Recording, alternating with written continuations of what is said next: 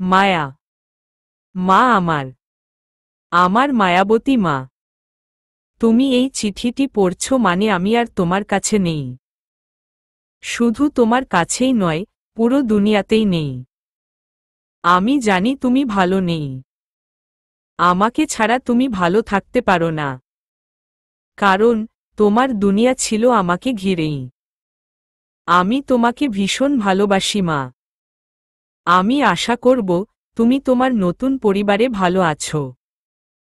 শোনো মা, তুমি যেখানে গিয়েছ সেখানে কেউ তোমাকে সহজে মেনে নিবে না।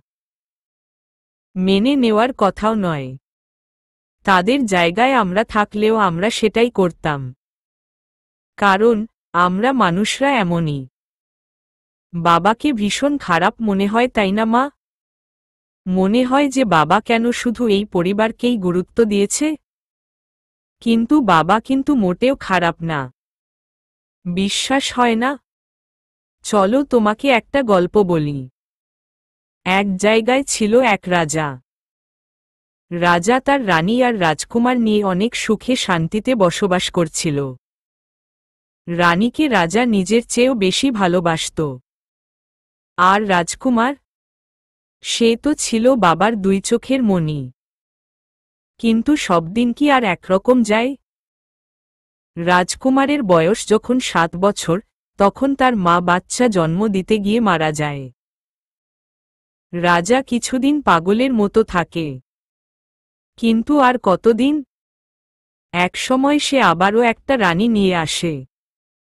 নতুন রানী রাজকুমারকে ভীষণ ভালোবাসত। কিন্তু দিন যত যেতে লাগল, সেও পরিবর্তন হতে লাগল। তার নিজের যখন আরেকটা ছেলে হল, তখন যেন রাজকুমারের কোনো কদরই ছিল না। রাজাও তখন তার নতুন রানী আর রাজকুমারকে নিয়ে ব্যস্ত। মা মরা রাজকুমারের দিকে খেয়াল রাখার সময় কই তার? এইভাবে ধীরে ধীরে রাজকুমার সবার অনাদরে, অবহেলায় বেড়ে উঠতে লাগল। রাজার কাছে তখন তার থাকা আর না থাকা সমান। একসময় পরিস্থিতি এমন হল যে রাজকুমার বাধ্য হয়ে বাড়ি ছেড়ে চলে আসল। ছোট্ট একটা কুঁড়ে ঘরে তার আশ্রয় জুটল। এখন রাজকুমারটা নিজের সব কাজ নিজেই করে। আপন বলে দুনিয়ায় আর কেউ নেই তার। কিন্তু একসময় একজন আসল। সে আরেক রাজকুমারী। সোনার চামচ মুখে নিয়ে জন্ম তার। ভালোবেসে রাজপ্রাসাদের মতো বাড়ি ছেড়ে সে চলে আসলো রাজকুমারের কুঁড়ে ঘরে। এতদিন তো তবু রাজকুমার একাই ছিল। এখন তার প্রেয়সী তার কাছে। তাই সে বের হল কাজের সন্ধানে। আরেক রাজ্যের রাজকুমারীর কাজে সে নিয়োগ হল। রাজকুমারীর বড় বোন রাজকুমারকে প্রথম দেখাতেই ভালোবেসে ফেলল। ধীরে ধীরে তার ভালোবাসা বাড়তে লাগল। রাজকুমারী বুঝল, রাজকুমার তার জন্য নিষিদ্ধ। কিন্তু রাজকুমারীর মন তা বুঝল না। তার যে রাজকুমারকেই চাই। যে কোনো মূল্যে তাকে চাইই চাই। তাই সে ছলনার আশ্রয় নিল। ছলে বলে কৌশলে নিজের সর্বস্ব বিলিয়ে দিল রাজকুমারের কাছে। প্রথমে রাজকুমার নিজেকে দোষারোপ করলেও পরে বুঝতে পারে সেটা রাজকুমারীর প্রতারণা। সে রাজকুমারীকে বিষাক্ত সাপ বলে আখ্যায়িত করে। সে রাজকুমারীকে বিয়ে করলেও নির্বাসন দেয়।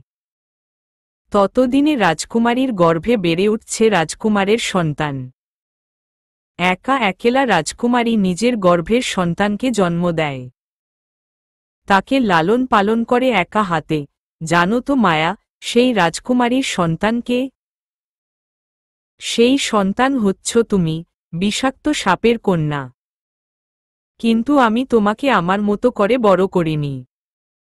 তুমি আমার মতো হবে না মা। আর এখন তুমি যেখানে গিয়েছ, সেখানে সবাই ভালো। অন্তত আমার চাইতে ভালো। আমি বিশ্বাস করি, ওরা তোমাকে খুব তাড়াতাড়ি আপন করে নেবে। কারণ তুমি যে মায়া, আমার মায়াবতী রাজকন্যা।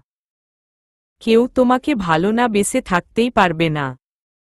মা আমার, আমাকে মাফ করে দিও। তোমাকে জন্ম দেওয়ার জন্য আমাকে মাফ করে দিও। আমার একটা ভুল কতগুলো মানুষের জীবন নষ্ট হয়েছে, এখন বুঝতে পারছি।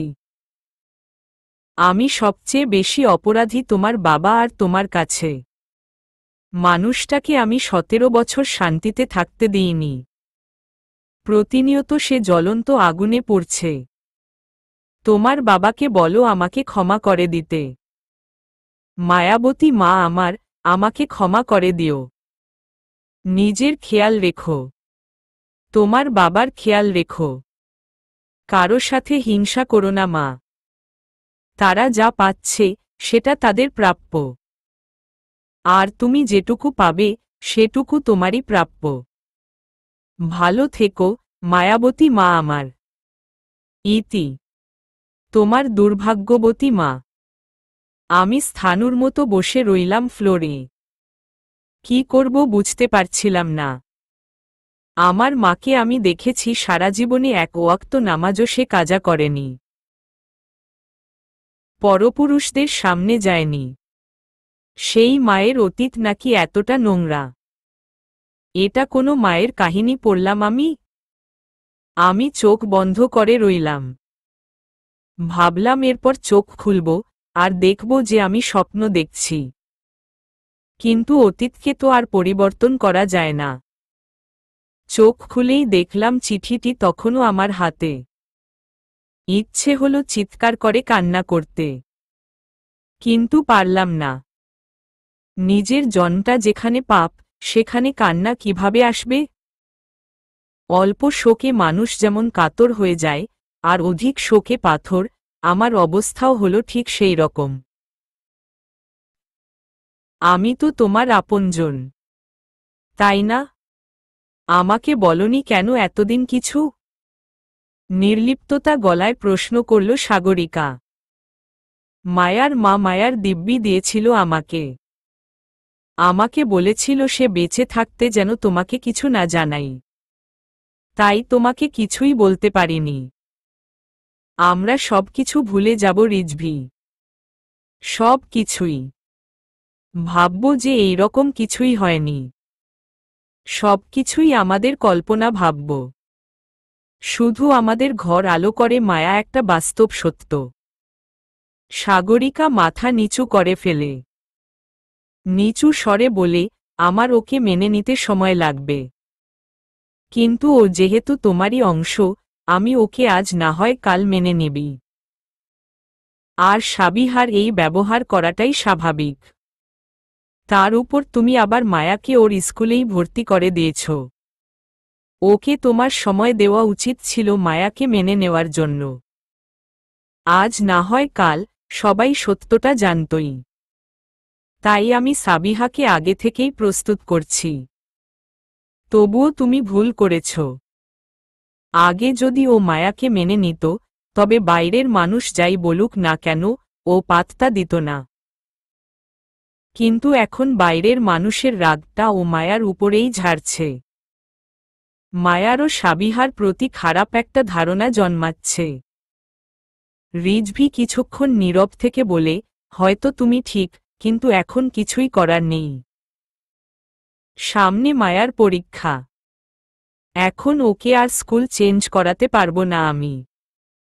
দুজন আবারও নীরব হয়ে যায়। কারো মুখে কোনো কথা নেই। নীরবতা ভেঙে রিজভি বলে, আমি গত 18 বছর ধরে তোমার সাথে সংসার করছি। কিন্তু শান্তি পেয়েছি শুধু একটা বছর। বাকি 17টা বছর আমি ভয় ভয় কাটিয়েছি সাগরিকা। আমার একটা সকাল ও আমি তোমার সাথে মন খুলে কাটাতে পারিনি। সকালে ঘুম ভেঙে তোমার মুখের রিয়াকশন বোঝার চেষ্টা করেছি। অফিস টাইমে তুমি কল দিল তোমার গলার স্বরে আশঙ্কা খুঁজেছি। বাসায় ফেরার পর তুমি দরজা খুলে দিল ভেবেছি এই বুঝি তুমি সব জেনে গেছ। আমার 18 বছরের সংসার জীবনের 17 বছর কেটেছে আতঙ্কে। আমি তোমাদের যত্ন করেছি, ভালোবেসেছি অনিশ্চিতভাবে। আমি প্রতিদিন রাতে ঘুমুতে যাওয়ার আগে ভাবতাম আজকের রাতের পর সকালের সূর্যোদয়টা কি আমার পক্ষে হবে, নাকি বিপক্ষে। আমি ভেবেছি আমি তোমাকে হারিয়ে ফেলব, বাচ্চাদের হারিয়ে ফেলব। সবটা সময় আমি আমাদের জীবন আর ভবিষ্যৎ নিয়ে ভয় থেকেছি। তুমি জানো না আমি কি কষ্টগুলোই না করেছি এত বছর ধরে। সাগরিকা, আমাকে মাফ করবে আমার ভুলের জন্য। আমরা আবার আগের মতো করে সব শুরু করব। আমি জানি তুমি মায়াকে একদিন না একদিন মেনে নিবেই। আমি জানি ওর মায়ের করা খারাপ কাজের জন্যই এত কিছু, কিন্তু দিন শেষে ও আমারও মেয়ে। ওকে মেনে নিয়ে আবার সবকিছু শুরু করতে পারবে? তোমার অনেক আগেই বলা উচিত ছিল এই সব। তাহলে এতগুলো দিন তোমাকে কষ্ট করতে হতো না। বাবা। সাগরিকা আর রিজভি দরজার দিকে তাকিয়ে দেখে তাদের সামনে মায়া দাঁড়িয়ে আছে। দুজনেই একটু হকচকিয়ে যায়। মায়া তাদের সামনে এসে দাঁড়ায়। সাগরিকার হাত ধরে বলে, আম্মা, আমার মাকে ক্ষমা করে দিয়েন আম্মা। সে মৃত মানুষ, তাকে ক্ষমা করে দিয়েন। তার উপর কোনো অভিযোগ রাইখেন না আম্মা। সে তার ভুলের শাস্তি 17 বছর ধরে পেয়েছে। মায়া তার বাবার দিকে তাকিয়ে বলে, আমার মাকে ক্ষমা করে দিও বাবা। সে তোমাকে অনেক ভালোবাসত। ভুল সময়ে ভুল মানুষকে ভালোবেসে সে তোমার যতটা না ক্ষতি করেছে তার চাইতেও বেশি ক্ষতি করেছে তার নিজের। তুমি ঠিকই বলেছিলে বাবা, মেয়ে হয়ে আমি তাকে ক্ষমা করলেও নারী হয়ে করতে পারব না। মায়ার কি হলো হঠাৎ সে জানে না। তার বাবার পায়ের কাছে বসে তার পা জড়িয়ে চিৎকার করে কাঁদতে কাঁদতে বলে, আমার মাকে ক্ষমা করে দিও বাবা। ক্ষমা করে দিও। ভোর রাত, পাখির কলকাকলিতে মুখরিত পরিবেশ। দূর থেকে ভেসে আসছে মুয়াজ্জিনের আজানের ধ্বনি। ধরফরিয়ে উঠলাম আমি। জানালাটা খুলে দিল শা শা করে ঠান্ডা বাতাস বইতে শুরু করল পুরো রুম জুড়ে। পাশে তাকিয়ে দেখলাম সাবিহা হাত পা ছড়িয়ে এখনো শুয়ে আছে। ওর শোয়া ভীষণ রকম বাজে। হুটহাট শরীরের উপর হাত পা তুলে দেয়। প্রথম প্রথম আমার ঘুম হতো না, ভেঙে যেত ঘুম। এখন গা শোয়া হয়ে গেছে। আমি উঠে ফ্রেশ হয়ে অজু করে নিলাম। গতকাল রাতে সাবিহা পৈপি করে বলে দিয়েছে যেন আজকে ওকে ডেকে দিই নামাজের জন্য। মেয়েটা ভীষণ ঘুমকাতুরে। সকালের নামাজটা প্রায় মিস করে। কিন্তু সে এইবার থেকে প্রতিজ্ঞাবদ্ধ, এখন থেকে ফজরের নামাজটা পড়বেই পড়বে। যে কোনোভাবে যেন আমি তার ঘুম ভাঙিয়ে দিই। দরকার পড়লে যেন তার শরীরে পানি ঢেলে দিই। কিন্তু আম্মা ওকে একটা বর্ষর ধমক দিয়েছে। আমাকে মানা করেছে এই রকম পাগলামি যেন না করি আমি। তাহলে তো বিছানা ভিজে যাবে। সেটা তো আম্মাকেই পরিষ্কার করতে হবে। আম্মার কথা শুনে মুখ গোমরা করে সাবিহা বলেছিল, আপু, তুমি তাহলে হালকা পানিরই ছিটা দিও, বেশি দিও না। তাহলে আবার একটুখানি ভিজলেও তো সমস্যা। আমি সাবিহাকে ডাকলাম। ওর কোনো সাড়া নেই। ঘুমের মধ্যে বিড়বিড় করে কি যেন বলল, বুঝলাম না। ইচ্ছে হলো ওকে তুলে আছাড় মারি, কিন্তু উপায় নাই। উল্টো ওর কান্না শুনতে হবে। বাবা ওকে আদর না করা পর্যন্ত ওর কান্না থামবে না। কিন্তু এখন বাবা বাসায় নেই, ঢাকার বাইরে আছে। তাই হুট করে ওকে নিয়ে এই রকম সিদ্ধান্ত নেওয়াটা ঠিক হবে না। আবার ওকে ঘুম থেকে না ডেকে দিল ও অনেক রাগারাগি করবে। আমার সাথে, আম্মার সাথেও করবে। আম্মার একটা রামধমক না খাওয়া পর্যন্ত সেটা থামবে না। আমি সাবিহাকে আস্তে করে ডাকলাম, সাবু, উঠে পড়। আম্মা না হলে কিন্তু তোকে অনেক বকা দিবে রে। কোনো নরণচরণ নেই। ও আজও বকা খাবে। আজকে ওকে ডেকে আমার মুড নষ্ট করতে ইচ্ছে হলো না, কারণ আজকে আমার প্রথম কলেজে যেতে হবে। আজকের দিনে সকাল থেকে আমি ওর সাথে ঝগড়া করতে চাইছি না। আমি ধীর পায়ে উঠে নামাজ শেষ করে কিচেনের দিকে গেলাম। দেখলাম আম্মা ইতোমধ্যে চা বানিয়ে ফেলেছে। আমাকে দেখে মুচকি একটা হাসি দিয়ে বলল, আজকেও উঠেনি? উহু, মেয়েটা বড্ড ঘুমকাতুরে। ওকে নিয়ে যে কি করি বুঝতে পারছি না। কিছুদিন পরেই পরীক্ষা দিবে। জানো, আমার মা আমার চুল টেনে ঘুম থেকে উঠাতো। আমাকে কেন, আমার সব ভাইবোনকে। না উঠলে কি কি যে করত, বলার বাইরে। এখনকার বাচ্চাদের লাই দিতে দিতে মাথায় উঠায় ফেলছি আমরা। আগে থেকেই যদি এই অভ্যাস করতাম, তাহলে আজ আর এই রকম হতো না। হুমম, তা অবশ্য ঠিক। তবে আগের দিনে তো মানুষ ঘুমাতো আগে, তাই ঘুমও ভাঙত তাড়াতাড়ি। এখন তো ঘুমায় ও পড়ে, তাই উঠেও পড়ে। হুমম, তাই তো। আর এর কারণটা কি? মোবাইল। হ্যাঁ, এইটা পেলে তো আর দিন দুনিয়ার খবর থাকে না। রাতের পর তার জেগে মোবাইল টিপা শুধু। আর ফলাফল কি? চোখের নিচে কালি পড়া ছাড়া আর কি তেমন কোনো লাভ হয়? আমাকে বলো তো মায়া। আমি মিটিমিটি হাসতে থাকলাম। এইগুলো আম্মার প্রতিদিনের ভাষণ। এত আমলে নেওয়ার কিছু হয়নি। আজই তোমার বাবাকে বলবো ওর থেকে মোবাইলটা নিয়ে নিতে। পড়ে তো মাত্র ক্লাস 8-এ। আর এখনই কিসের মোবাইল? চোখের নিচে কালি জমে আছে। বেয়াদব একটা মেয়ে। আমার মনটা ভীষণ খারাপ হয়ে গেল। কেন খারাপ হলো জানি না, কিংবা হয়তো জানি, কিন্তু স্বীকার করতে চাই না। আমি চা নিয়ে আমার রুমে চলে এলাম। ঘুমন্ত সাবিহার দিকে একদৃষ্টিতে তাকিয়ে রইলাম। ওর মোবাইল যেদিন নিয়ে যায়, সেদিন কি কান্নাটাই না করে, পুরো বাসা মাথায় তুলে নেয়। বাবা না আসা পর্যন্ত আম্মা মোবাইল দেয় না। আমার কি ওর প্রতি হিংসা হচ্ছে? হিংসা কেন হচ্ছে? আমার তো ভালোই। আমি সারাদিন সারারাত মোবাইল টিপলেও তো আম্মা আমাকে কিছু বলে না। বড়জোর বলে যে ঘুমিয়ে পড়ো মায়া। বেশি রাত জাগা ভালো না। আমি বাইরে তাকালাম।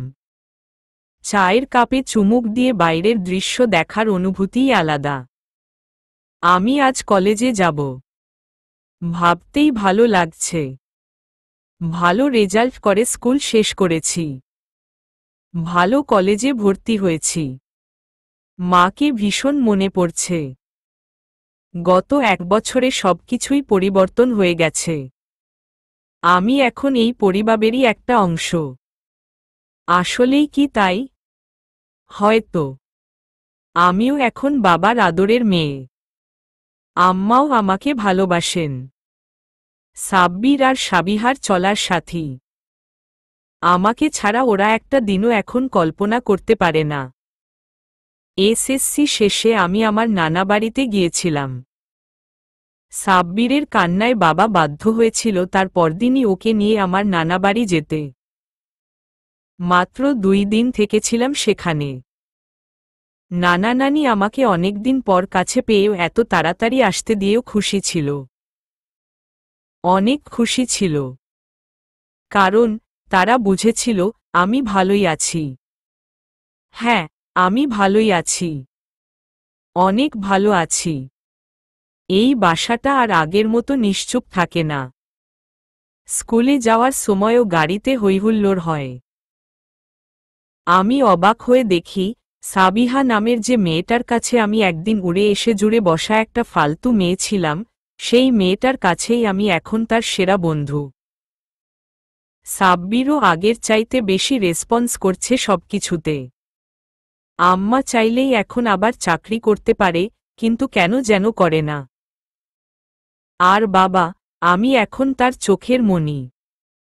কিন্তু আসলেই কি আমি ভালো আছি? কিংবা তারাই কি আমাকে পরিবারের সদস্য হিসেবে মেনে নিয়েছেন? বাবার ভালোবাসাটা আমার কাছে কেন যেন অতিরিক্ত রকমের বাড়াবাড়ি মনে হয়। যেন মনে হয় আমাকে জোর করে ভালোবাসার চেষ্টা করছে। আর আম্মা, সে কি আসলেই আমাকে এখন নিজের সন্তানের মতো ভেবেছে? নাকি ভাবতে পেরেছে? আয়নায় নিজের চোখের দিকে তাকালাম। দেখলাম আমার চোখের নিচেও অনেক কালি জমেছে। পরীক্ষার জন্য রাত জেগে পড়েছি আর আম্মার বকা খাওয়ার জন্য মোবাইল টিপেছি। কই, আমাকে তো আম্মা বকে না। আমাকে কেন শুধু আদর করে? আমি তো এমন আদর চাই না। আমি চাই আমাকেও সাব্বির আর সাবিহার মতো বকা দিক। আমাকেও বাকিদের মতোই দেখুক। আমি আম্মার শখের জিনিসটাও নষ্ট করলে আমাকে কিছুই বলবে না। কিন্তু ওরা দুইজন একটা সামান্য গ্লাস ভাঙলেও ওদের বকবে।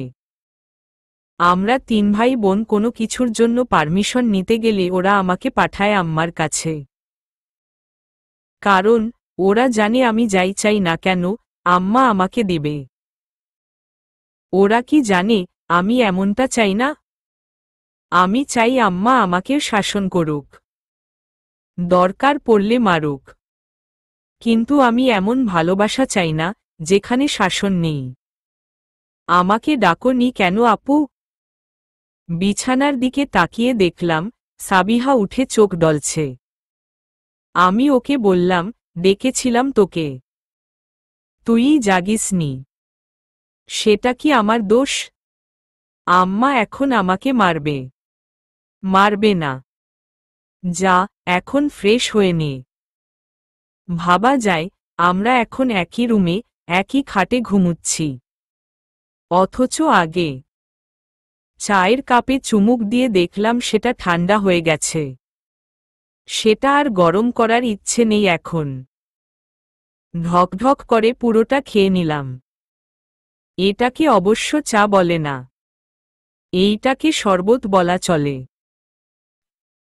আজকে থেকে তোমাকে তো আলাদা যেতে হবে, মায়া। আজকে অবশ্য তোমার সাথে আমি যাব। প্রতিদিন রিকশায় যেতে তোমার অসুবিধা হবে না তো? হবে না আম্মা।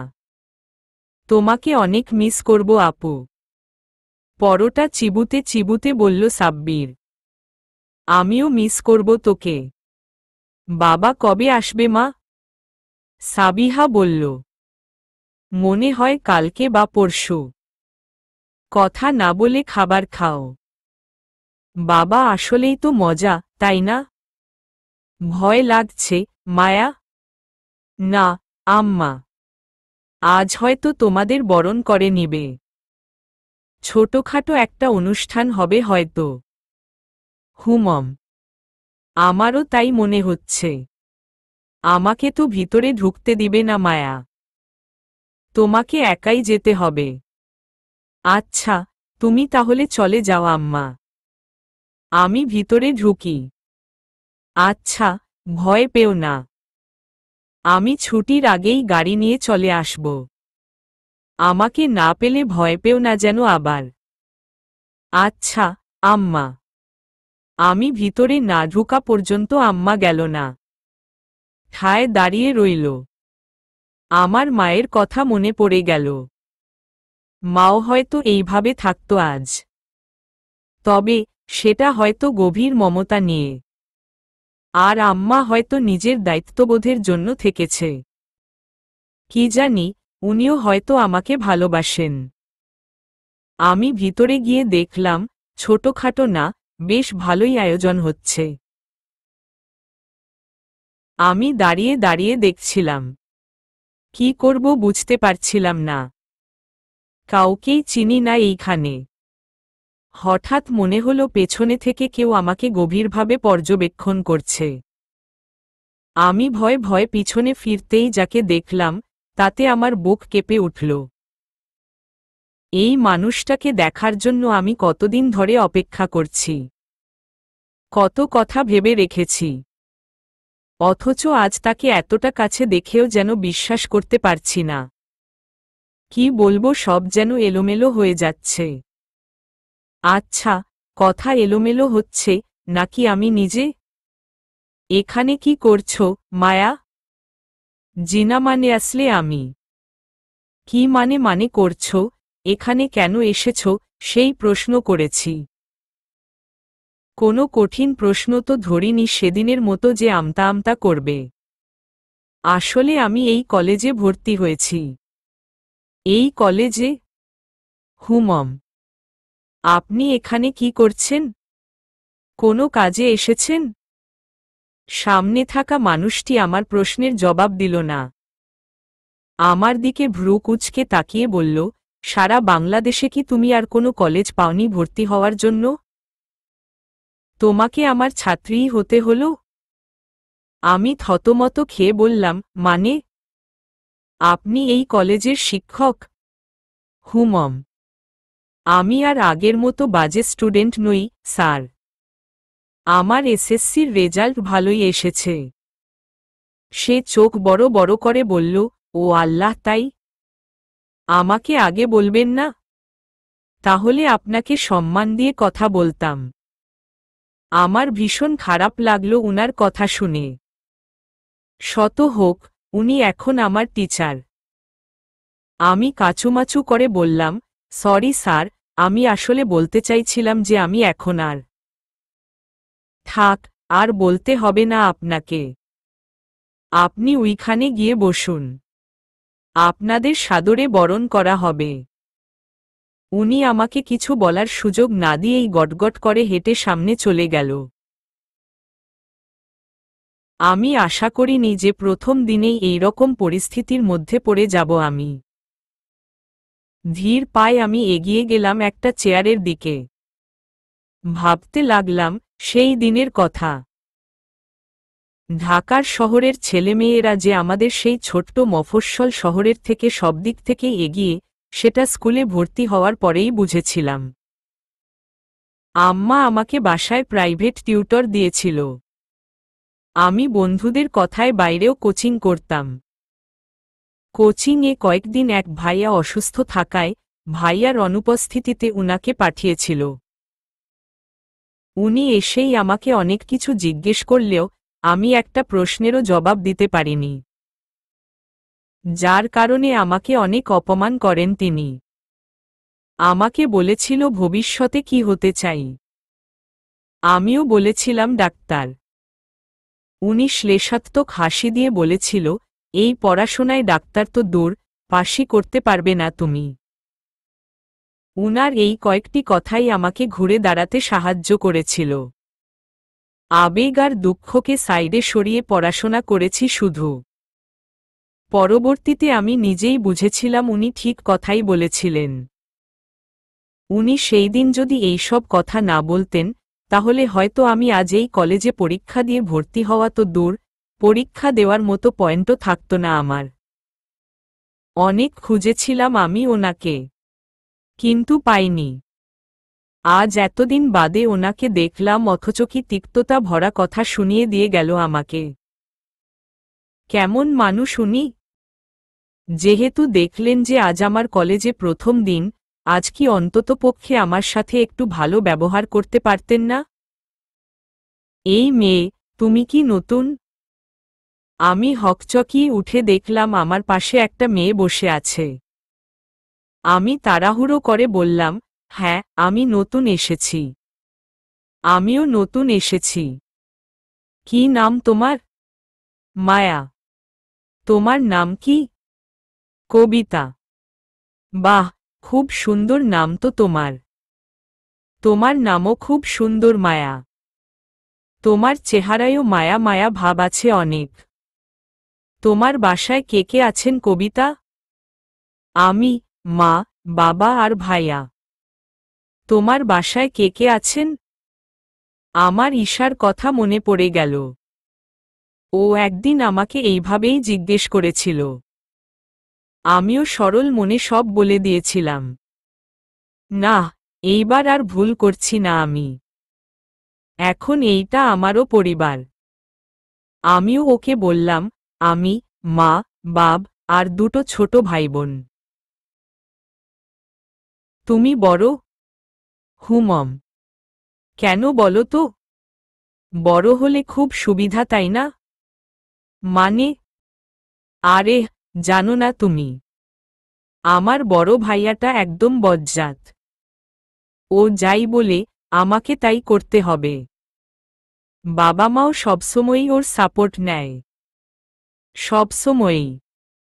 ও যা করে তাই ভালো, আর আমি যা করি তাই ভুল।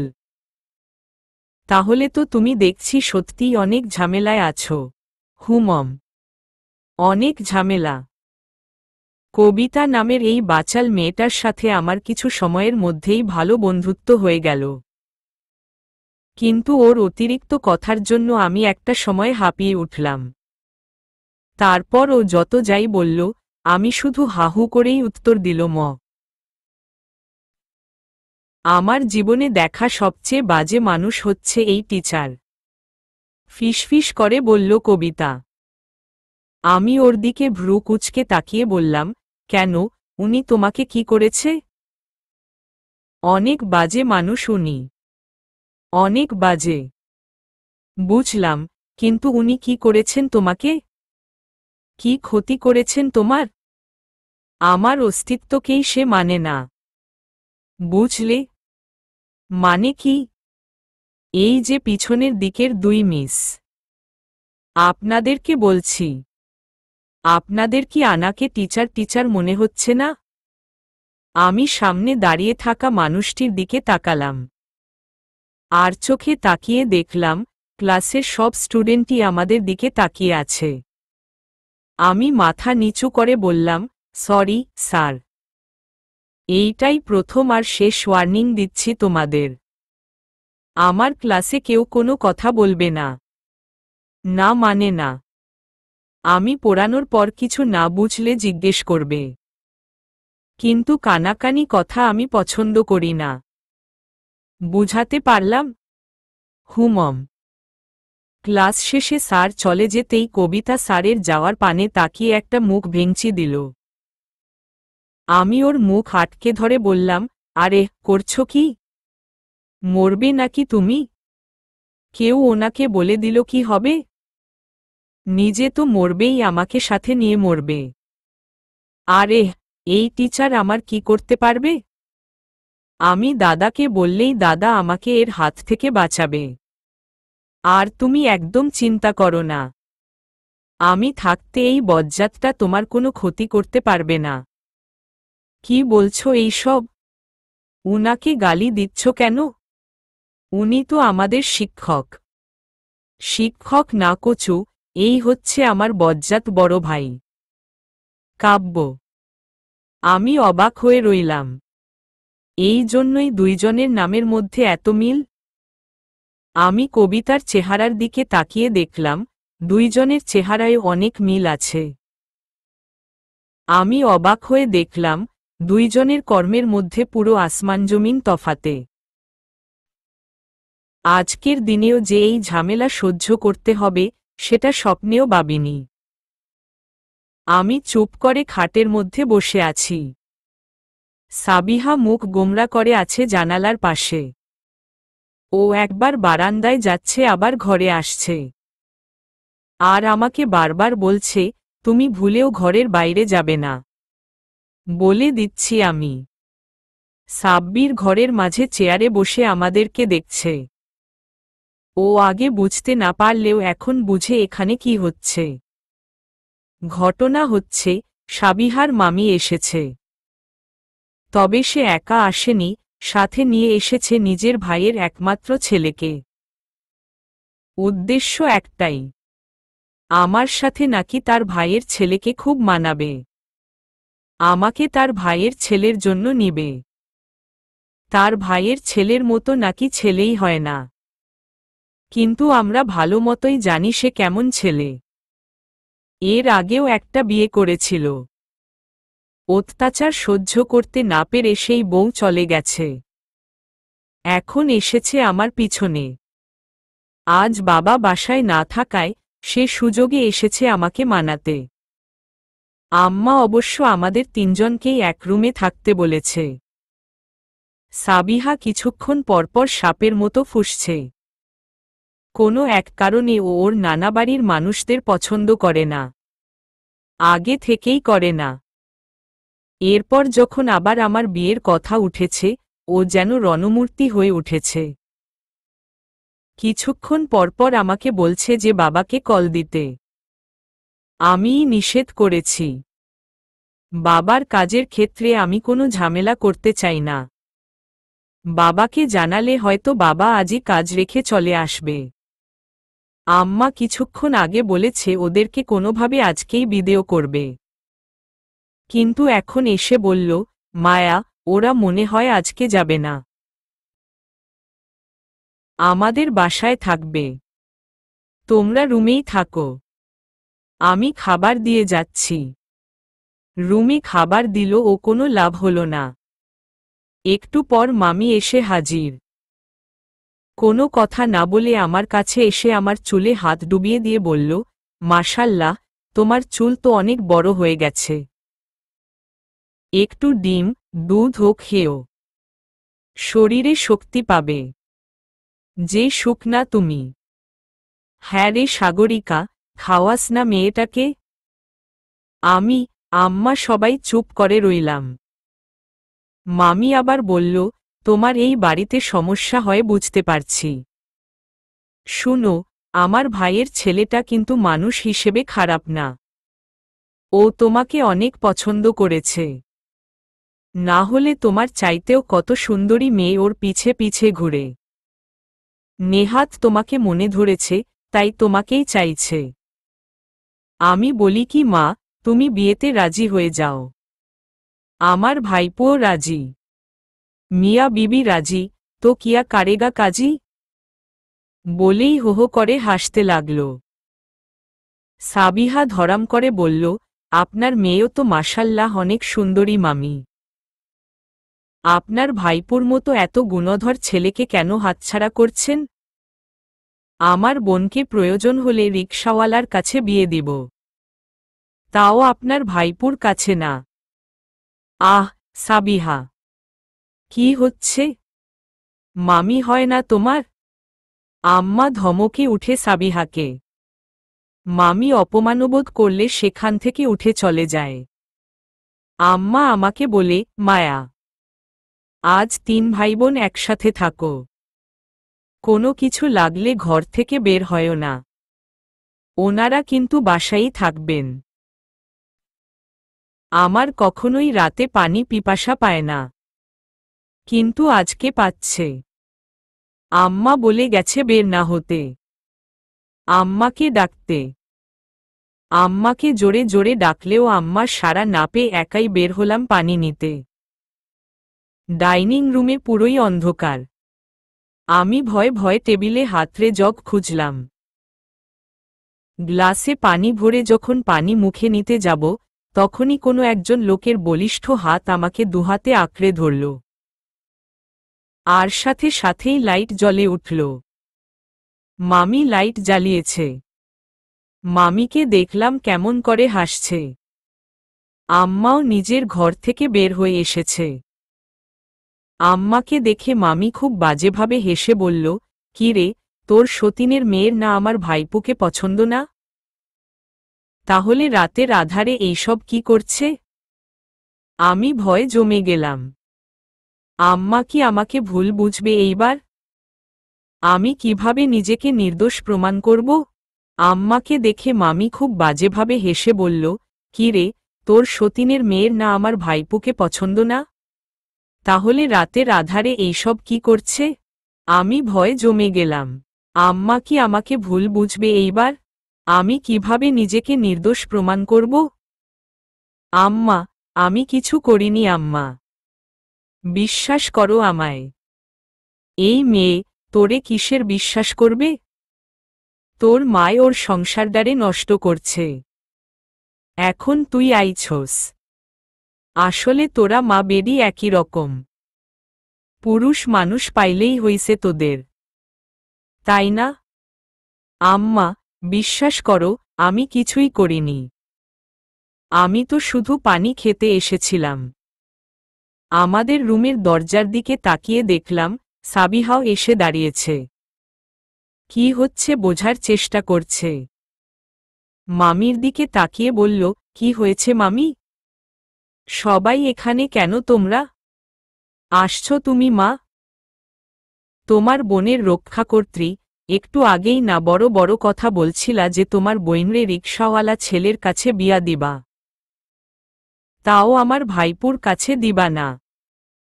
এখন তো তোমার বইনি আমার ভাইপুরে ঘর থেকে বাইর কইরা আনছে নষ্টামি করার জন্য। এখন তো এরে আমার ভাইপোও বিয়া করব না। নষ্ট পল্লীতে দিয়ে আয়গে যা তোর বইনরে। কোনো ভালো পোলায় কি আর বিয়া করব তোর বইনরে? সাবিহা একবার আমার দিকে আরেকবার আম্মার দিকে তাকালো।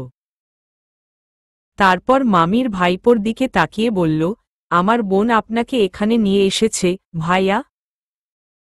হুমম, তোমার বোনই আমাকে ডেকেছে, তাই তো আমি এখানে এসেছি। বাহ, আপনি তো দেখছি খুবই বোকা মানুষ। আমার বোন ডাকলো আর আপনি চলে আসলেন?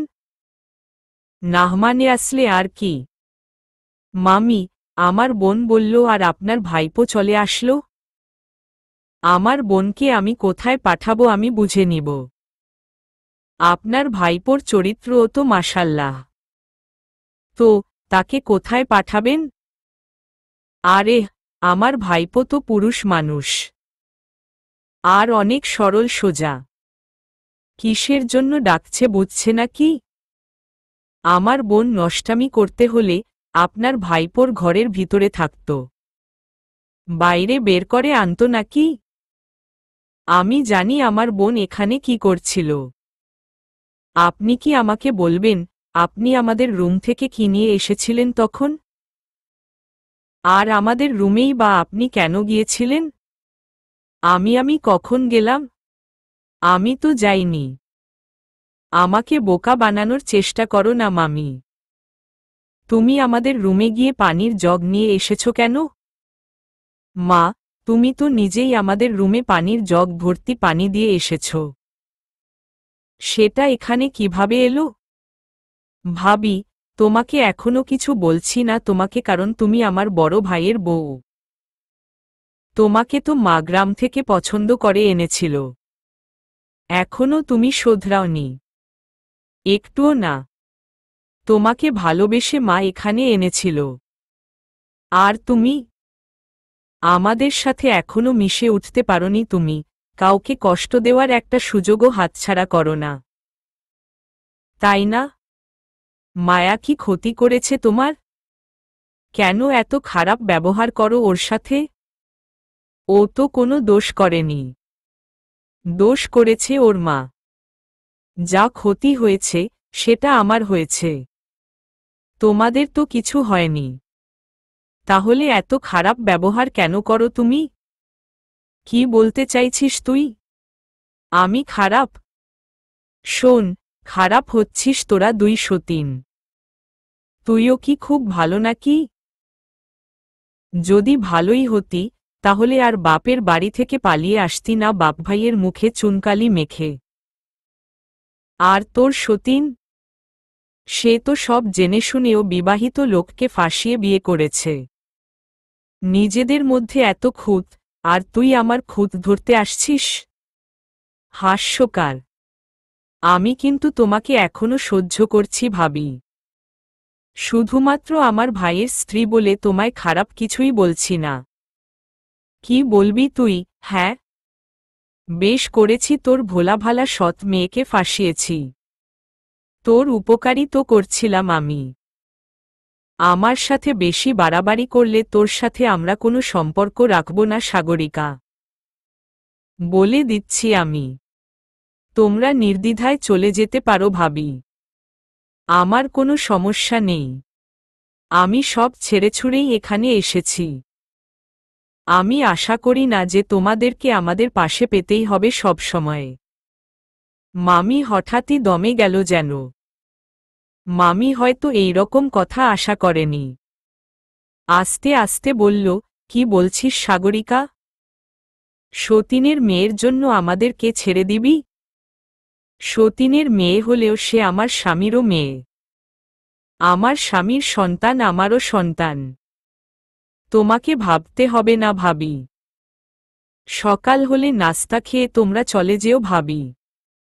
মায়াকে মন থেকে মেনে নিতে পারলে সেদিন এসো আমাদের বাসায়। সেদিন রাতটা কিভাবে কাটালাম জানি না। তবে মামি আর তার ভাইপো সেদিন সকালে নাস্তা না করেই চলে গিয়েছিল। কিছুক্ষণ পর আবার কলিং বেল বেজে উঠলে আমি আঁতকে উঠলাম। ভয়ে ভয়ে দরজা খুললে বাবা রুমে প্রবেশ করল। বুকের উপর থেকে একটা ভারী বোঝা যেন নেমে গিয়েছিল।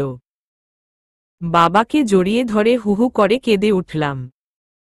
বাবা আমাকে সান্ত্বনা দিয়ে বলল, ভয় নেই মা, আমি চলে এসেছি।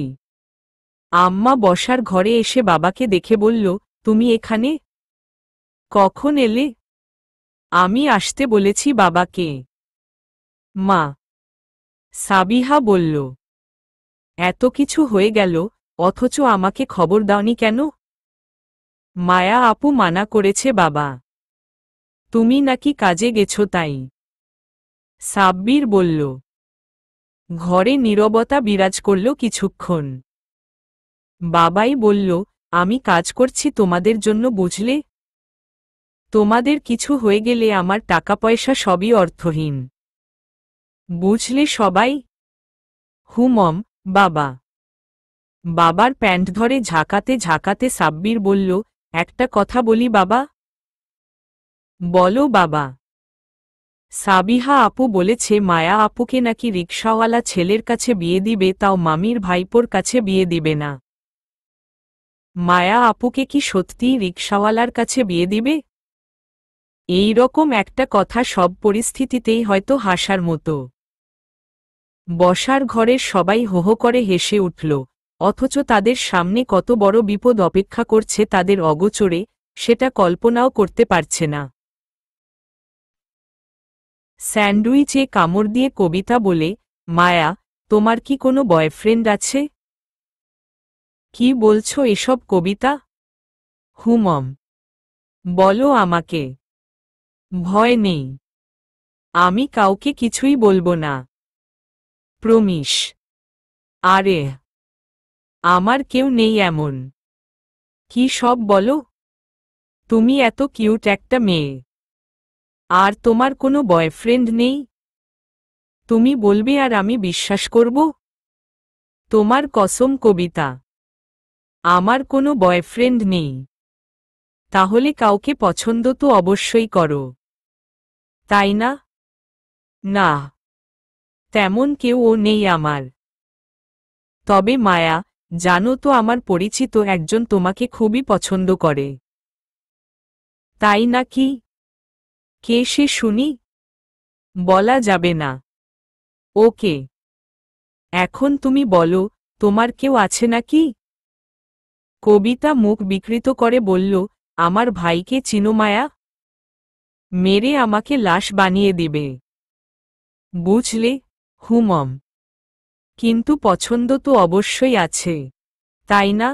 হুমম, তা আছে, কিন্তু ভাইয়ার ভয় বলতে পারিনি। আমি কেন যেন আনমনে বললাম, বলে দিও কবিতা। পরে দেখা যাবে ভুল সময়ে ভুল মানুষকে ভালোবাসার পরিণতি কতটা ভয়াবহ হয়। বাহ মায়া, তুমি তো বেশ ভালো কথা বলতে পারো। এক্সপেরিয়েন্স আছে নাকি? আমি মুচকি হাসলাম। একটা দীর্ঘশ্বাস নিজের অগোচরেই বের হলো বুক থেকে। কবিতা নামের এই মেয়েটা জানবে না আমার দীর্ঘশ্বাসের কারণ, অথচ সে আমার কত কাছে। মায়া, আমি আমার মাকে তোমার কথা বলেছি। মা তোমাকে দেখতে চেয়েছেন। তুমি কি যাবে আমার সাথে আমাদের বাসায়? তোমার মা আমাকে যেতে বলেছে। হুমম, তুমি না করো না প্লিজ, প্লিজ, প্লিজ। মা তোমাকে দেখতে চেয়েছে। কবে যাবে তুমি বলো তো? আমি জানি না আসলে আমি কি বলবো। আমাকে আমার পরিবার থেকে পারমিশন নিতে হবে। আম্মা রাজি হলেই যেতে পারব। আমি কালকে এসে তোমাকে জানাই।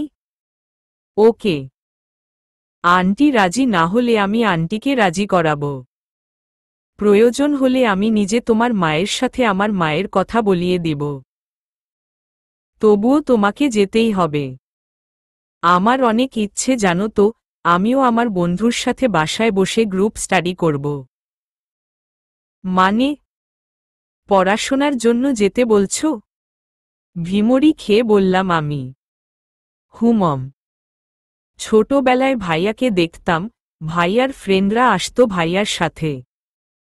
দরজা চাপিয়ে পড়তো আর লিখত। আমি একটু উকিঝুঁকি দিলই আমাকে ধরে মারতে আসতো। গম্ভীর স্বরে বলতো, কবিতা যাও, এখন আমরা পড়ছি। জানো, আমার অনেক ইচ্ছে আমিও এইভাবে কাউকে বলবো। তোমাকে নিয়ে আমার রুমে বসব। কেউ বিরক্ত করতে আসলে এইভাবেই বলবো। যাতে একটা ফিলিংস আসে যে আমি বড় হয়ে গেছি। বলেই হাহা করে হাসতে লাগলো কবিতা। আমি কি করব বুঝতে পারছিলাম না। আমার হুট করেই মনে হলো, আমি খুব সুখী একজন মানুষের সাথে বন্ধুত্ব করেছি, যে স্বভাবে আচরণে পাগলাটে টাইপ, প্রচুর বাচাল স্বভাবের, কিন্তু মনটা অনেক ভালো। ও হয়তো এমন একজন মানুষ যার সাথে দুটো কথা বললে খারাপ মুহূর্তেও মন ভালো হয়ে যাবে। আম্মা, কোথায় তুমি? আমার কলেজ তো ছুটি হয়ে গেছে। গাড়িও তো আসেনি, তুমিও আসোনি। আমি যাব কিভাবে এখন? মায়া, সাব্বির হুট করেই অসুস্থ হয়ে পড়েছে। আমি ওকে নিয়ে হাসপাতালে এসেছি। আজকে তো ড্রাইভারও আসেনি। আমিই হাসপাতালে এসেছি। তুমি কি একা একা আসতে পারবে? আমি উদ্বিগ্ন হয়ে বললাম, সাব্বিরের কি হয়েছে মা? ও ঠিক আছে তো? হ্যাঁ, ও এখন ঠিকই আছে। তুমি বরং রিকশা নিয়ে চলে এসো। আসতে পারবে তো ভালোমতো? আর বাসায় এসে আমাকে কল করে জানিয়ে দিও। আচ্ছা, আম্মা। ফোন ভেতরে রেখে আমি একটা রিকশা খোঁজার চেষ্টা করলাম। কলেজ ছুটি হয়েছে। অনেক ভিড় এখন। আমি রিকশায় উঠার চেষ্টা করেও পারলাম না। আমি এখনো এই শহরের মানিয়ে নিতে পারছি না নিজেকে। কিন্তু হুট করে একটা রিকশাওয়ালা এসে দাঁড়ায় আমার সামনে। আমি কিছু না ভেবেই জিজ্ঞেস করি, মামা, যাবেন? মম, উডেন। আমি রিকশাওয়ালাকে আমার ঠিকানা দিল, সে চালাতে শুরু করে। উনাকে দেখে আমার কেন যেন রিকশাওয়ালা মনে হলো না। রিকশার সাথে যেন উনাকে একেবারেই মানাচ্ছে না। উনি বেশ শক্তসামর্থ্য চেহারার লোক, কিন্তু রিকশার সাথে কেন যেন উনাকে একেবারেই যাচ্ছে না। আমি হঠাৎ লক্ষ্য করলাম, রিকশাটা অন্য রাস্তা ধরে চলছে। আমি উনাকে বললাম, মামা, আপনি কোনো দিক দিয়ে যাচ্ছেন? এইটা তো আমার বাসার রাস্তা না। আপনি কোথায় যাচ্ছেন? মামায় মনে হয় ঢাকার শহরে নতুন আইছুন, তাই চিনবার পারতেছুইন না। আমি শর্টকাট লইছি মামা, তাড়াতাড়ি যামুনে। অহ, আচ্ছা। আমার কেন যেন মনে হচ্ছে আমার সামনে খুব ভয়ানক কিছু অপেক্ষা করছে, কিন্তু সেটা কি আমি বুঝতে পারছি না। আমার মনের অস্থিরতা কমছে না।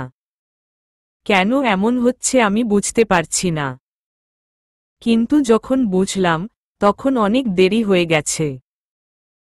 রিকশাওয়ালা যখন রিকশাটা একটা অন্ধকার গলির মধ্যে নিয়ে গেল, আমি চিৎকার করে তাকে জিজ্ঞেস করলাম, আমাকে কই নিয়ে যাচ্ছেন মামা? আমি নামব। এইখানেই থামান রিকশা। কিন্তু সে থামল না। সে তার পান খাওয়া মুখে বলল, আপনেরে আনার জন্য মেলা টেকা পাইছি মামা। আরও টেকা পামু। আপনের ছোট ভাইয়ের এক্সিডেন্ট করাইছি। হাসপাতালে আছে। হ্যাঁ, আফনের আম্মায় ও আছে। তাই তো আফনেরে আনবার আসে নাই।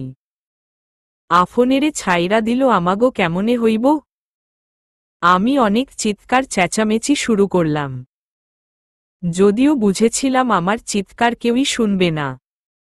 আমি ভয়ে ভয়ে ওনাকে জিজ্ঞেস করলাম, আমাকে কোথায় নিয়ে যাবেন মামা? আমার কাম এই পর্যন্তই মামা।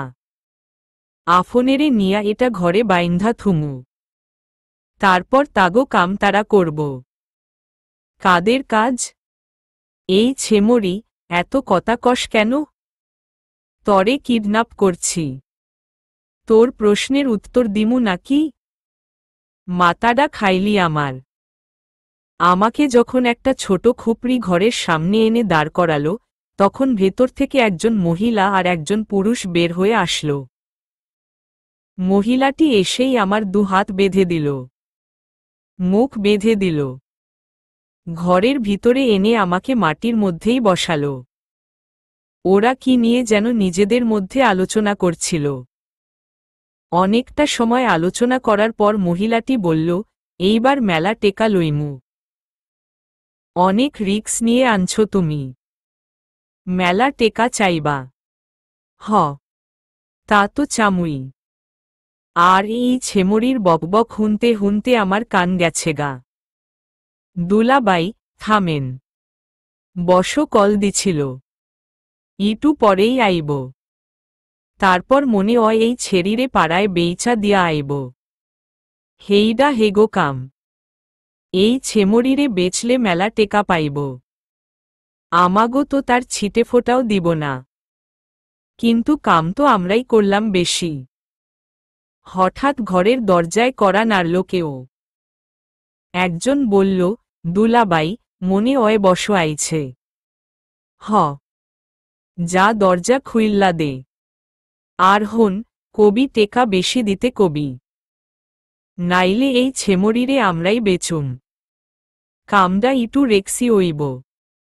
তয়, কাম হয়া গেলে লাভ হইব। আমি ভয় আর আতঙ্কে শিউরে উঠলাম। আমার নিজের জন্য ভয় হচ্ছে। সাব্বিরের জন্য ভয় হচ্ছে। ও কেমন আছে কে জানে। সাবিহাও মনে হচ্ছে ঠিক নেই। আম্মা নিশ্চয়ই পাগল পাগল হয়ে গেছে। ব্যাগে আমার ফোনটা আছে, কিন্তু সাইলেন্ট করা। ফোন দিল ও আমি বুঝতে পারবো না। এটা কোনো কাজেও আসবে না। আমার হাত বাঁধা। দুলাবাই, আমি দরজা খুইলা দিতাছি। আফনে প্রস্তুতি নেন। আফা, তুইও। কাপা কাপা হাতে লোকটা দরজার খিল খুলতে গেল। আমি চোখ বড় বড় করে তাকিয়ে আছি। আমি জানি, এখানে আমাকে যে আনতে বলেছে, সে নিশ্চয়ই আমার পরিচিত মানুষ। হয়তো খুব কাছের মানুষও। হয়তো তার সাথে আমার খুব বেশি ভালো কিংবা অনেক বেশি খারাপ সম্পর্ক। লোকটা দরজা খুলে দিল। যে মানুষটা ভিতরে ঢুকলো, তাকে দেখে আমি আশ্চর্য হয়ে গেলাম। আমি এই মানুষটাকে এখানে আশা করিনি মোটেও। আমার সবচেয়ে প্রিয় মানুষ, আমার সবচেয়ে প্রিয় শিক্ষক, আমার প্রিয় বান্ধবীর বড় ভাই কাব্য। সে আমাকে কিডন্যাপ কেন করাবে? কি লাভ তার? আর সেই বা কেন আমাকে বিক্রি করে দিবে?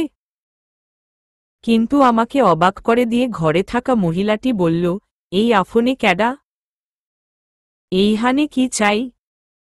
যান এইহান থেকে। আমি বুঝলাম উনি আমাকে কিডন্যাপ করাননি। তাহলে কে? কাব্য স্যার, এর পিছনে আরও একজন মানুষ আসল। তাকে আমি চিনি। সেও আমার শিক্ষক। আমি বিস্ফারিত চোখে তাকিয়ে আছি তাদের দিকে। কিছু বলার জন্য আপ্রাণ চেষ্টা করলাম, কিন্তু পারলাম না। মহিলাটি এসে আমার মাথার পিছনে একটা লাঠি দিয়ে আঘাত করল। আর তার ভাইকে উদ্দেশ্য করে বলল, ভাই, এই ছেমরিরে নিয়া পিছের দরজা দিয়া পালা। আমি চোখে অন্ধকার দেখলাম। মাথায় প্রচণ্ড ব্যথা করছে। চোখ দুটো বন্ধ হয়ে আসছে ধীরে ধীরে। তার মধ্যে থেকেই শব্দ পেলাম, কাব্য স্যার কাউকে উদ্দেশ্য করে বলছে, তোদের সাহস হয় কি করে আমার ভালোবাসার মানুষকে কষ্ট দেওয়ার? আচ্ছা, আমি কি ভুল শুনলাম? আমি ধীরে ধীরে জ্ঞান হারাচ্ছি, হয়তো মারা যাচ্ছি। তাই হয়তো এই লোকের থেকে যেটা শুনতে চেয়েছি এতদিন, আমার অবচেতন মন সেটা ভেবে নিয়েছে। বাসার কলিং বেল বেজেই চলছে। কবিতা নিজের রুম থেকে চিল্লিয়ে তার মাকে ডেকে বলল, মা, দরজা খুলে দাও। মনে হয় তোমার ছেলে এসেছে। এত রাতে এসেছে। মনে হচ্ছে প্রেম করছে তোমার ছেলে। না হলে নেশা করছে ইদানিং। নয়তো মায়ের আঁচল ধরে ঘোড়া ছেলে কেন এত রাতে বাড়ি ফিরবে? কবিতা, আমি কাজ করছি মা। আগে দরজাটা খুলে দিয়ে আয়। আর এইসব কথা আমার ছেলের সামনেই না হয় বলিস। আমাকে কেন বলছিস? আমি পারছি না মা। তুমি যাও। শোনা মা আমার, আজকের মতো যাও। কালকে থেকে আমি যাব। এখন আমার হাতের কাজ অনেক। একরাশ বিরক্তি নিয়ে কবিতা গিয়ে দরজা খুলে দিল। কিন্তু সে যা দেখল, সেটা সে তার স্বপ্নে কতবার দেখেছে, তার হিসাব নেই। সে তো চেয়েছে কোনো একদিন তার ভাই একটা মেয়েকে বিয়ে করে বাসায় নিয়ে আসবে। আর বাবার কাছে অনেক বকা খাবে। কিন্তু এত মেঘ না চাইতেন বৃষ্টি। তার ভাই কোলে করে একটা মেয়েকে নিয়ে এসেছে। কিন্তু মেয়েটাকে দেখে সে যারপরনাই অবাক হল। তার ভাইয়ের কোলে তার প্রিয় বান্ধবী মায়া। তার চোখ দুটো বন্ধ। ও কি ঘুমুচ্ছে নাকি? নাকি অজ্ঞান? ব্যাপার কি? ভালোই হলো, মায়া তার ভাবি হবে। ব্যাপারটা তার কাছে ভারী মজার মনে হচ্ছে।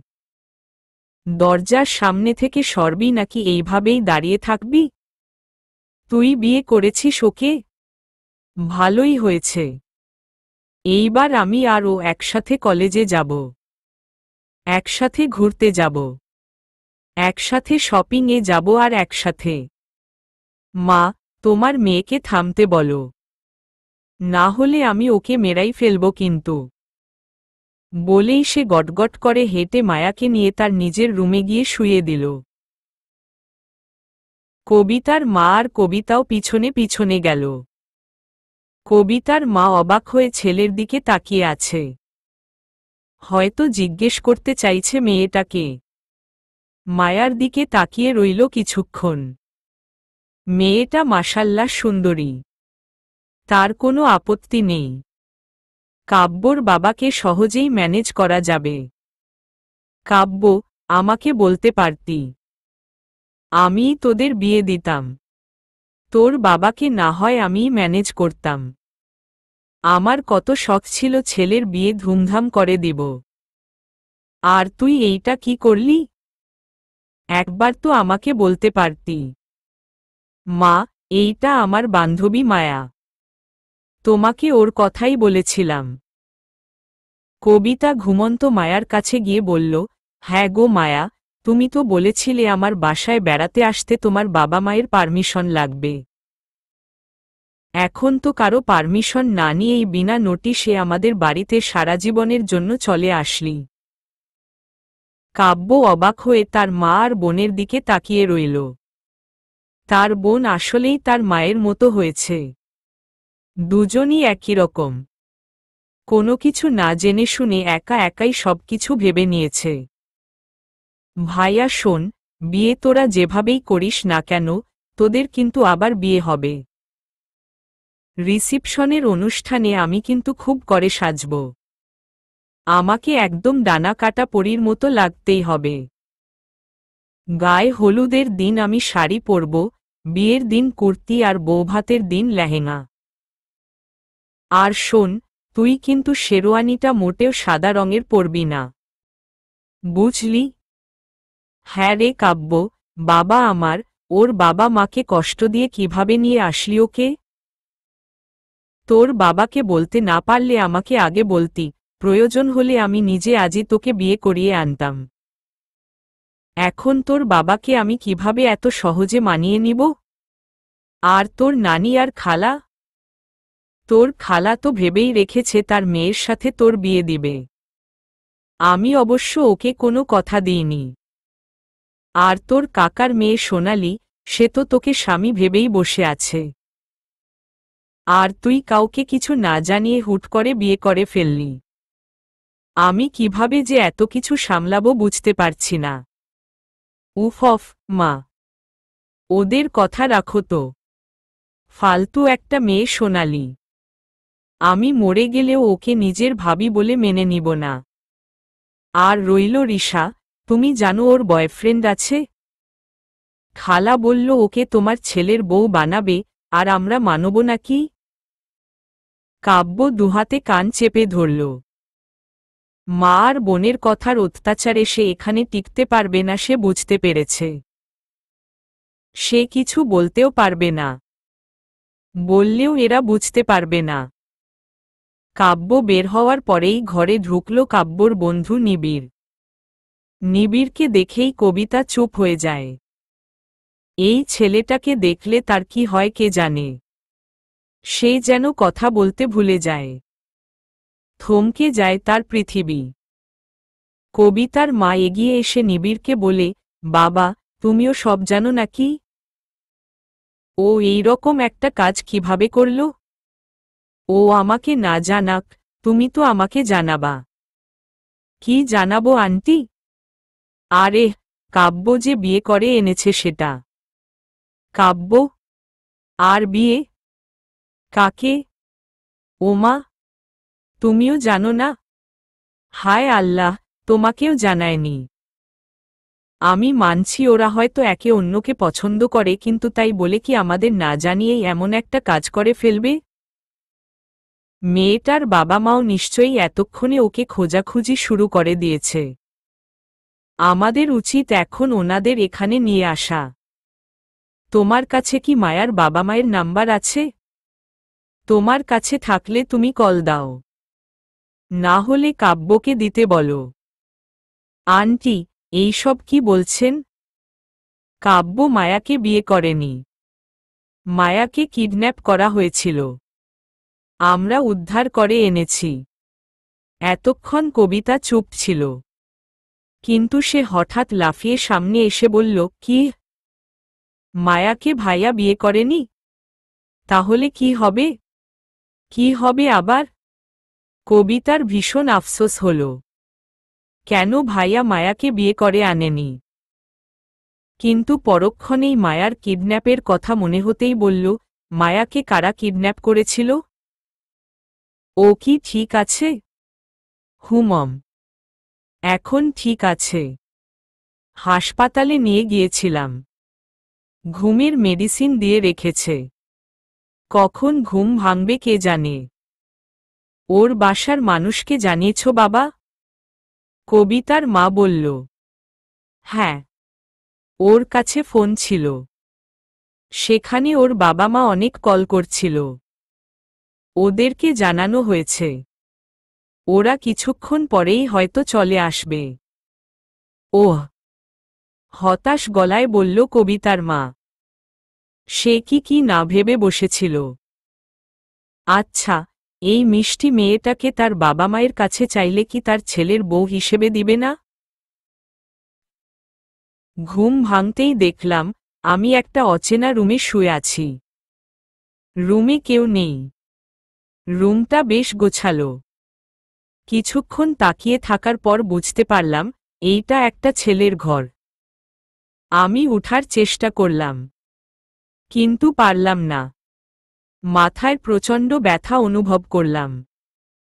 বুঝতে চেষ্টা করলাম আমার সাথে কি হয়েছিল। ধীরে ধীরে মস্তিষ্ক সচল হতে লাগল। মনে পড়তে লাগল কি হয়েছিল আমার সাথে। রিকশাওয়ালা, কিডন্যাপার, কাব্য স্যার। উফ, আর ভাবতে পারছি না আমি। হুট করে দরজা দিয়ে কবিতা ঢুকে পড়ল। আমাকে চোখ খোলা দেখে চিৎকার করে বলল, মা, ভাইয়া মায়া চোখ খুলেছে। ওর জ্ঞান ফিরেছে। তোমরা কই? তারপর আমালোর কাছে এসে বলল, ভালো আছিস মায়া? জানিস, আমাদের জীবনটা না অদ্ভুত। না হলে কি আজই আমি তোকে দাওয়াত দিল ম। আর তুই বললি পারমিশন নিবি বাসা থেকে। আর আজই তুই আমার বাসায় আসলি। তাও আবার আমার ভাইয়ের কোলে চড়ে।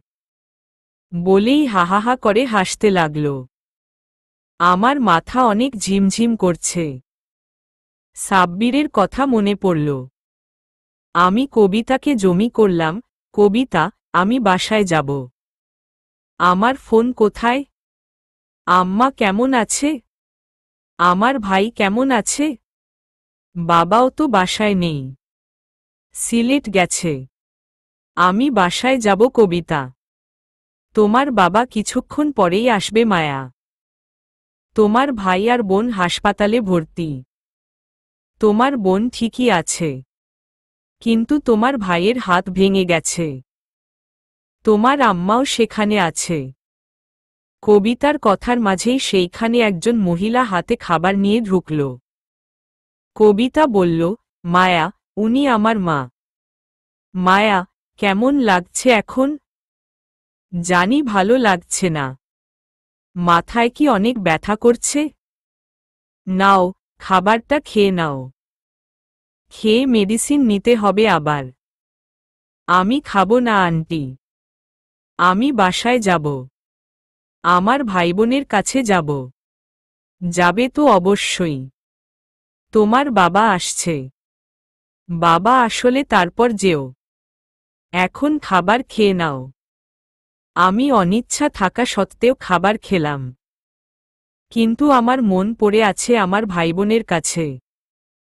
খাবার শেষ হলে কাব্য স্যার রুমে ঢুকল মেডিসিন হাতে নিয়ে। উনাকে দেখেই আমার কেমন যেন লাগল। উনি কি তখন সত্যি ওই কথা বলেছিল? নাকি আমি ভুল শুনেছিলাম? কি জানি। ভাইয়া, মায়াকে তুই পেলি কিভাবে? আর মায়া যে কিডন্যাপ হয়েছে, সেটা কিভাবে বুঝলি? কাব্য একটা অপ্রস্তুত হয়ে গেল কবিতার কথা শুনে। কিন্তু দ্রুতই নিজেকে সামলে নিয়ে বলল, আসলে ওকে যে এলাকায় নিয়ে গিয়েছিল, তার কাছেই আমার এক ছাত্রের বাসা। আমি ওকে পড়াই। তখন দেখেছি। আর মায়াকে আমি সবসময় গাড়িতে আসা যাওয়া করতে দেখেছি। তাই ওই রাস্তায় যেতে দেখলাম ওকে আবার রিকশা করে, ব্যাপারটা আমার স্বাভাবিক লাগছিল না। তাই পিছু নিয়েছিলাম। ভালো করেছিস বাবা। আমার বাবা কখন আসবে? কাব্য স্যার শান্ত গলায় বলল, তোমার বাবা চলে আসবে মায়া। ততক্ষণ শান্ত থাকো। মাথায় অনেক চোট পেয়েছ। আর এত তাড়াতাড়ি করার কিছু নেই। তোমার বান্ধবীর বাসাই তো এইটা। হাসপাতালের করিডোরে বসে আছি আমি, সাবিহা আর আম্মা। বাবা আমাদের জন্য খাবার আনতে গেছে। সাবিহা আমার কাঁধে মাথা রেখে ফুপিয়ে ফুপিয়ে কেঁদেই চলেছে। আমরা সবাই চুপ করে আছি। কিন্তু সবার মনে একই কথাই ঘুরছে। গত বছর কক্সবাজারে গিয়েও এই একই কাহিনী ঘটেছে। আবার আজও। এই ঘটনাগুলো কি কাকতালীয়? না, মোটেও কাকতালীয় নয়। কি হচ্ছে আমাদের সাথে আমরা বুঝতে পারছি না। কিন্তু সেদিন শত দুঃখের পরও একটা বিষয় স্বাভাবিক হয়েছিল। সেটা হচ্ছে সাবিহা। ও আমাকে বোন হিসেবে হয়তো সেদিনই মেনে নিয়েছিল। কিন্তু সেদিন ওই কিডন্যাপারদের হাতে রক্তাক্ত হয়েছিলাম। বাম হাতের কনুইয়ের নিচে কেটে গেছে অনেকটা। এখনও সেই দাগটা মিশে যায়নি। আবার এখন মাথায় আঘাত। আপু, সাব্বির কি ভালো হবে না? হবে। অবশ্যই ভালো হবে। দেখো, আমার পা পায়ে ব্যথা পেয়েছি। অনেক ব্যথা করছে। আম্মা আমাদের কাছে এসে গভীর মমতায় দুজনকে আদর করে দিল। আম্মাও মাথায় আঘাত পেয়েছে। কিন্তু সন্তানের আঘাতটাই যেন তার কাছে বেশি বড়। আম্মা, তোমাদের অ্যাক্সিডেন্ট হলো কিভাবে? জানি না, মা। আমি ভালোভাবেই গাড়ি চালাচ্ছিলাম, কিন্তু কি থেকে কি হয়ে গেল জানি না। ওদের কিছু হয়ে গেলে আমি নিজেকে ক্ষমা করতে পারবো না মা। তোমার তো কোনো দোষ নেই মা। আমাকে যারা কিডন্যাপ করেছে তারাই তোমাদের অ্যাক্সিডেন্ট করিয়েছে। আম্মা বিস্ফারিত চোখে তাকিয়ে বলল, তুমি কিভাবে জানো? ওরাই আমাকে বলেছে আপু। কি বলছো এইসব? হুমম, ওরা তো ধরা পড়েনি, পালিয়ে গিয়েছে। কোনো কিছুই জানতে পারবো না আমরা। সাবিহা বলল, ওদের ধরেও কোনো লাভ নেই মা। ওরা শুধু গুটি মাত্র। এই সবকিছুর মাস্টারমাইন্ড অন্য কেউ। বুঝলে? হুমম, আমরা কি পুলিশকে খবর দিব আম্মা? বাবা আমাদের কাছে এগিয়ে আসতে আসতে বলল, না মায়া, বিষয়টা আরও ঘোলাটে হবে। আমি বাইরে গেলেই তোমাদের সাথে এইসব হয়। আমি আর কখনোই যাব না তোমাদের ছেড়ে অন্য শহরে। সাবিহা হুড়মুড়িয়ে বলে উঠে, বাবা, আমি হয়তো জানি এইসব কে করেছে। কে করেছে? মামি আর তার ভাইপো। আমি নিশ্চিত। চলবে।